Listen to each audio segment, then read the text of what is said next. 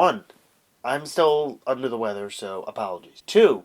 It's opening night in baseball. So I'm going to talk about where I think all 30 teams in Major League Baseball are going to place this year. So we're going to go from east to west and start in the American League. The American League East, it's pretty easy to tell. It's going to be either the Yankees or the Red Sox, one or two. It's a little hard to tell which one will be on top and which one will be second. That's why I'm going to say 1 and 2, depending on which way things turn out. Toronto will be third place. This is a make-or-break year, but then again, they also have Vlad Guerrero Jr. and several other prospects coming up. Baltimore will be fourth, whether it's a close fourth or a far-away fourth, that either one's in their path. And Tampa Bay, well, they've already had some bad breaks for their rotation. That's basically going to be their season the whole year. In the Central, Cleveland will still be on top of the division, but this may also be the year that the Twins challenge them for the crown. While I don't think the Twins will be first, I think another second place finish is there. Cleveland's starting to run out of time for holding on to their young core. Third and fourth place will be a tie again, this time between the Kansas City Royals and the Chicago White Sox. The White Sox, I think, are 1 year away from relevancy again,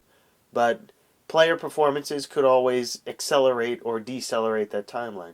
As for the Royals, while they weren't expected to contend, they then capitalized on the stagnant free agent market to make some nice bargain bin price acquisitions that could pay huge dividends. As for Detroit, they're not going to be relevant for a few years, unfortunately, for Miguel Cabrera. AL West, it's going to be between the Astros and the Angels, 1 and 2. It's not like the Yankees and Red Sox. This is going to be Astros 1, Angels 2. Astros, they speak for themselves. As for the Angels, they have one of the best infields in baseball. However, their rotation's a little shaky, especially with Shohei Ohtani's abysmal spring. Seattle will finish third. They could also finish second if the Angels, as they have been in years past, are beset by injuries. Texas could challenge for third, but I see them more comfortably as being fourth. I don't think they will really place that high, especially given holes in the rotation. As for Oakland, they're a year away as well, like with the White Sox. They could also be in fourth, but with some injuries, especially to top prospect A.J. Puck, that I think that will delay their timeline by a year or so. So fifth place for them. Anyway, that's for me.